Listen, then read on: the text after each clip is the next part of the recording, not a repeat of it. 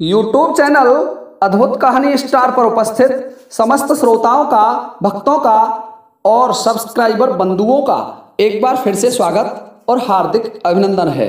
श्रोताओं, जैसा कि आप जानते हैं, हमारी कहानी चल रही थी नल पुराण इतिहास में से, और उसके 2 एपिसोड मैं आपकी सेवा में प्रसारित कर चुका था।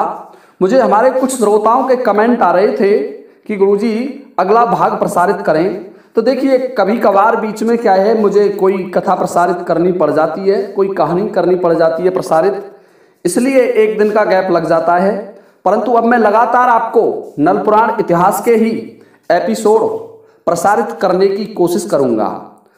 तो मैंने जो दूसरा एपिसोड था, उस एपिसोड में आपको बताया कि राजा वीरसेन, नरवरगढ़ के नरेश, रानी मंझा को वनवास दे देते हैं, जल्लादों को सौंप देते हैं मारने के लिए, परंतु जल्लाद मंझा रानी को जीवित छोड़ देते हैं। चिंतामण जल्लाद था, समस्त जल्लादों का मुखिया था, और वो रानी को बियाबान जंगल में एक हीस के वृक्ष में जीवित छोड़ देता है और उसके वस्त्रों को उतार करके ले आता है और एक मृग मार करके उसकी आंखें निकाल लेता है, और जो रानी के वस्त्र थे उन्हें खून में रंग लेता है और ला करके महाराज प्रथम को दे दिया जाता है कि महाराज, हमने रानी मंझा का अंत कर दिया है। तो राजा प्रथम उन नेत्रों को तो अपने पैरों से फोड़ देते हैं और वस्त्रों को फेंकवा देते हैं। अब देखिए श्रोताओं, इधर क्या होता है। मंझा रानी उस हीस के वृक्ष में, हीस के बिरे में अपना समय गुजार रही है, नग्न अवस्था में है, और मंझा रानी भोजन में वहां पत्तों का भोजन करती है, पत्ते ही खाती है, पत्ते ही ओढ़ती है और पत्तों को ही बिछाती है। देखिए समय का प्रभाव, समय क्या करा सकता है श्रोताओं। जो महलों में सोती थी, जो महलों में रहती थी और 36 प्रकार के व्यंजन भोजन में मिलते थे, वही रानी आज पत्तों पर सोने के लिए मजबूर है और 9 माह का गर्भ उसके पेट में है। देखिए श्रोताओं, धीरे धीरे कुछ समय निकला और मंझा रानी का 9वां मास पूर्ण हो गया, और वो दिन आ गया जिस दिन एक महान वीर का जन्म होना था। एक 4 कला से, कहते हैं राजा नल को 4 कला से अवतार, एक 4 कला से अवतारी पुरुष का जन्म होना था। वह समय आ गया और मंझा रानी के दर्द चलना आरंभ हो जाता है। अब मंझा मन में विचार कर रही है, देवी माता की भक्त थी, माता देवी का ध्यान धर रही है कि हे भगवान, हे मातेश्वरी, अब इस वन में ना मेरे पास कोई दाई है, ना कोई मेरा साथी है, अब मैं इस वन में क्या करूं। बड़ी मजबूर थी, नग्न अवस्था में थी, उस वृक्ष से बाहर भी नहीं जा सकती थी, और वहीं पड़ी हुई मां देवी की आराधना कर रही है। अब देखिए श्रोताओं, जिसको ईश्वर रखता है उसे तो कोई मार नहीं सकता, आप भी ये जानते हैं। तो माता देवी ने जब अपनी भक्त की टेर सुनी, अपनी भक्त की आराधना सुनी, तो माता ने एक बुढ़िया का रूप धारण किया।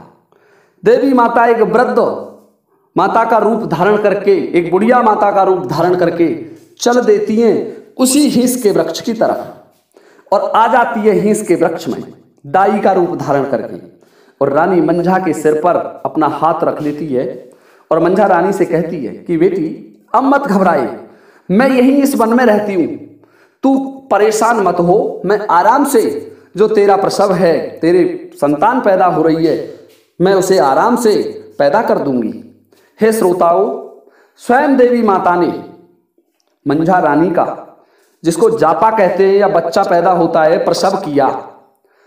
और एक बात और बताना चाहूंगा कि जो पुत्र पैदा हुआ था उसका जो नार बोलते हैं, जिसको प्लेसेंटा बोलते हैं या नार कहते हैं कहीं जगह जगह की अलग अलग भाषाओं में, तो वो नार पेट में से ही कटा हुआ आया था, और इसीलिए उसका नाम नल रखा गया, क्योंकि उसका नार पेट में से ही कटा हुआ आया था।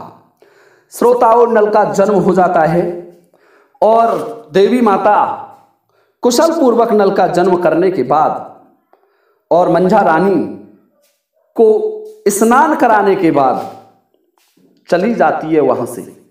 कहती है, बेटी यदि आवश्यकता हो तो मैं फिर यहीं इसी वन में रहती हूं, मैं तेरी सुरक्षा के लिए फिर आ जाऊंगी। अब श्रोताओं, देवी माता तो चली जाती है नल का जन्म होने के बाद में। अब इधर देखिए नरवरगढ़ में क्या होता है। नरवरगढ़ के किले पर एक तोप रखी हुई थी और वो तोप जब चलती थी जब कोई नरवरगढ़ में बच्चे का जन्म होता था राज्य परिवार में, और जैसे ही हिस के वृक्ष में राजा नल का जन्म हुआ तो किले पर रखी हुई तोप चल गई। अब समस्त नगरवासी सोचने लगे कि महाराज के तो कोई संतान पैदा हुई नहीं है, परंतु यह तोप क्यों चल गई। श्रोताओं, विद्वानों ने आकर के देखा कि यह तोप क्यों चली, तो कोई कुछ भी नहीं बता सका, क्योंकि राजा के महल में तो कोई संतान का जन्म ही नहीं हुआ था। अब इधर देखिए, जब मंझा रानी के पास से देवी माता चली जाती है तो मंझा रानी के स्तनों में दूध नहीं आया। मंझा रानी के स्तनों में दूध नहीं था और राजा नल भूखा रो रहा था। जब बच्चे को दूध नहीं मिलेगा तो वो रोएगा। नल रोता था और उसी हिंस के वृक्ष से, जो बिरा था हिंस का बेड़ा था, उसी से 100 फुट की दूरी पर एक दूसरा हिंस का बेड़ा भी था।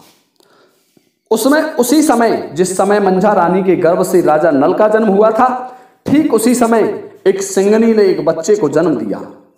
तो सिंगनी का बच्चा दूध पीता था और दूध पीता था सिंगनी का बच्चा, तो वो किलोल करता हुआ खेलता रहता था और राजा नल रोता रहता था। एक दिन शेरनी ने सोचा कि ये बालक मेरे साथ ही पैदा हुआ है, ये कोई दुखिया है, मुझे इसके पास चलना चाहिए और इसे पूछना चाहिए कि इसका पुत्र क्यों रोता है। देखिए श्रोताओं, जिसको ईश्वर रखता है उसे कोई नहीं मार सकता। सिंगनी अपने बच्चे को साथ में लेकर के उसी हिंस के बेड़े की तरफ चल देती है। जब मंझा रानी ने उस सिंगनी को आते हुए देखा तो रानी घबरा जाती है कि ये जंगल का राजा है, ये शेरनी मुझे मारेगी और मेरे बेटे को मारेगी। परंतु शेरनी कहने लगी, हे बहन तू कौन है, रोए मत, डरे मत, तू मेरी बहन है, मैं तेरी मदद करना चाहती हूँ और तुझसे ये जानना चाहती हूँ कि मेरा पुत्र तेरे पुत्र के साथ पैदा हुआ था, परंतु मेरा पुत्र तो खेल रहा है और ये तेरा पुत्र रो क्यों रहा है। तो मंझा रानी कहने लगी कि बहन क्या बताऊं, मेरे स्तनों में दूध नहीं है और इसी वजह से ये मेरा पुत्र रोता है, भूखा है। तो शेरनी कहने लगी कि मैंने तुझे बहन बना लिया है। मंझा तेरा क्या, तू ध्यान से सुन, तेरे पुत्र को मेरे पास इतना दूध है कि मेरा पुत्र भी दूध पिए और तेरा पुत्र भी दूध पिए तो भी दूध की कमी नहीं आएगी। तो शेरनी ने राजा नल को अपनी गोदी में लेकर के स्तनपान कराना आरंभ कर दिया। देखिए श्रोताओं, राजा नल ने शेरनी का दूध पिया था। कहीं कहीं कुछ विद्वान 1 माह की बताते हैं और कुछ विद्वान 7 दिवस की बताते हैं। तो देखिए जो भी कितने ही दिन हो सकते हैं, लेकिन शेरनी ने मंझा रानी के पुत्र राजा नल को अपना दूध पिलाया और जब 7 दिन पूरे हो गए दूध पिलाते पिलाते तो शेरनी ने राजा नल के शीश पर अपना हाथ रख दिया और रानी मंझा से कहने लगी कि मंझा, मैंने तेरे इस पुत्र को मेरा दूध पिलाया है, याद रखना ये तेरा पुत्र महापराक्रमी होगा, देवता भी इसका युद्ध भूमि में सामना नहीं कर सकेंगे, ये इतना पराक्रमी होगा कि इसके सामने देव दानव कोई भी युद्ध भूमि में टिक नहीं सकेगा, ये बड़ा बलवान होगा, बड़ा धीर होगा, बड़ा गंभीर होगा।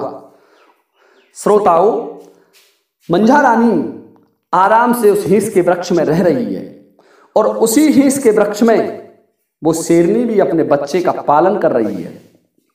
अब देखिए, एक नरवरगढ़ से 20 कोस की दूरी पर एक शहर था, दक्षिणपुर नाम था, और उस दक्षिणपुर में एक बड़ा पैसे वाला सेठ जिसका नाम था लच्छी सेठ, और उसके 2 बेटे थे, फूलचंद और पन्नालाल, जो विदेशों में उस समय व्यापार किया करते थे, उस दक्षिणपुर में रहते थे।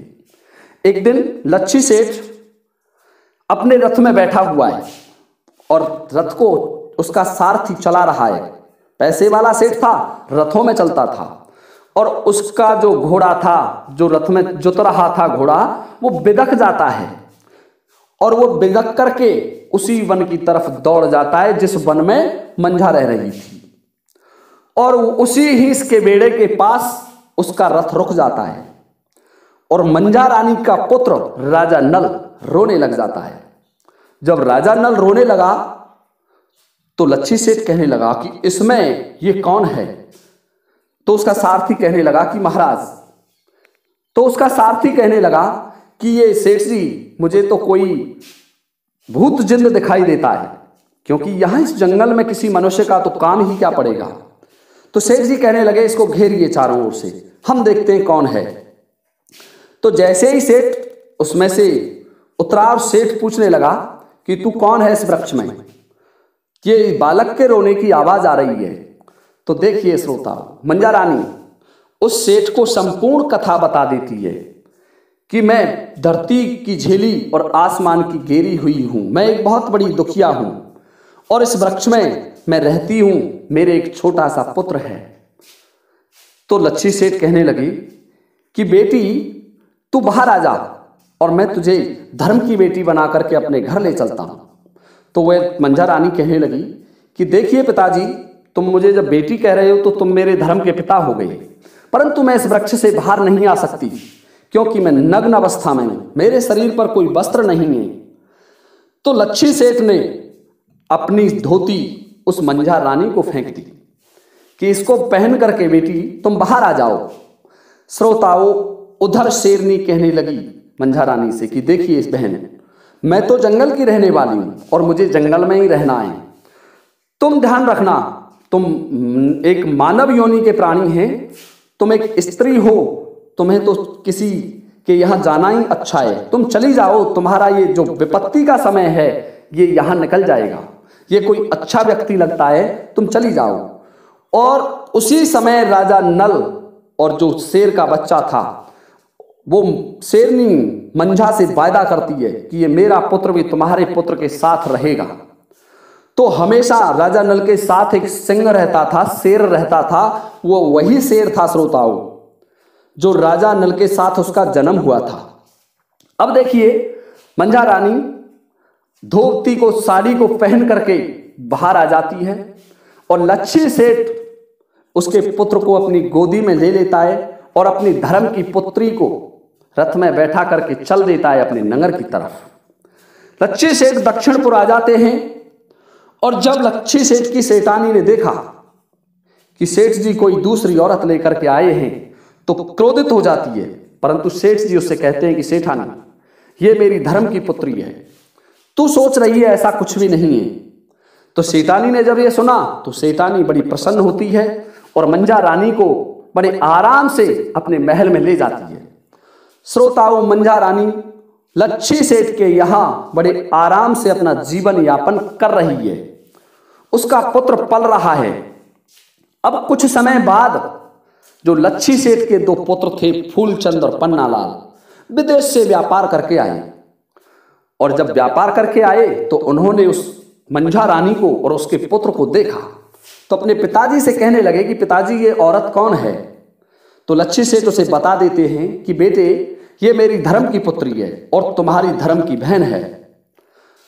तो ये बात जब पन्नालाल और फूलचंद ने सुनी तो बड़े पैसे वाले सेठ थे, कहने लगे पिताजी हम इसका डस्टॉन करना चाहते हैं, जो हमारा ये भांजा है इसका डस्टॉन करेंगे, जन्म उत्सव मनाएंगे। तो पन्नालाल की बात सुनकर के लच्छी सेठ कहने लगा ठीक है बेटे, जैसी तुम्हारी इच्छा। तो श्रोताओं, सेठों ने राजा नल का डस्टॉन करने का दिन तय कर लिया और लच्छी सेठ कोई छोटे मोटे सेठ नहीं थे, राजा प्रथम से आना जाना था। राजा प्रथम उनके हर प्रोग्राम में जाते आते थे क्योंकि बड़े पैसे वाले थे, राजा भी उसका सम्मान करते थे। तो लच्छी सेठ ने स्वयं जाकर के राजा प्रथम को निमंत्रण दिया कि मेरे एक देवता पैदा हुआ है, नमासा पैदा हुआ है, मेरी पुत्री का एक पुत्र है, उसका मैं दष्टौन करना चाह रहा हूं और महाराज आपको निमंत्रण है, आप उसमें सादर आमंत्रित हैं। तो देखिए श्रोताओं, जिस दिन दष्टौन हुआ, जिसको कुआ पूजन भी कहते हैं कहीं कहीं, कुआ पूजन हुआ, तो उस कुआ पूजन में राजा प्रथम चले जाते हैं, जन्म उत्सव में राजा प्रथम चले जाते हैं और राजा प्रथम को सेठों ने एक बड़ा ऊंचा सा सिंहासन बनाया और उस सिंहासन पर राजा प्रथम को बैठा दिया। राजा प्रथम ने कहा सेठों से कि सेठों, जो तुम्हारे जिस बच्चे का जन्मदिन है मुझे दिखाइए उसे। अब वो उस बच्चे को जो लच्छी सेठ था अपनी पुत्री धर्मपुत्री मंझा के पास लेने गया, तो मंझा तो पहचान जाती है कि ये राजा प्रथम है, और यदि इस राजा को ये पता चला कि ये मंझा रानी का पुत्र है तो हो सकता है कहीं राजा हमें मरवा दे। श्रोताओं, मंझा घबरा जाती है, परंतु फिर भी अपना दिल कठोर करके अपने पुत्र को दे देती है लच्छी सेठ को, और लच्छी सेठ उस अपने पुत्र को महाराज प्रथम की गोदी में दे देते हैं। और राजा प्रथम ने जब राजा नल को देखा, उस पुत्र को देखा, तो एकदम से मंझा रानी का चेहरा याद आ गया। विचार करने लगा कि ये तो कोई राजसी पुत्र है, इसकी शक्ल सूरत तो मंझा रानी से मिलती है। राजा मन में विचार कर रहा है, सोच रहा है कि ऐसा पुत्र बनियाओं के यहां, सेठों के यहां कैसे पैदा हो गया।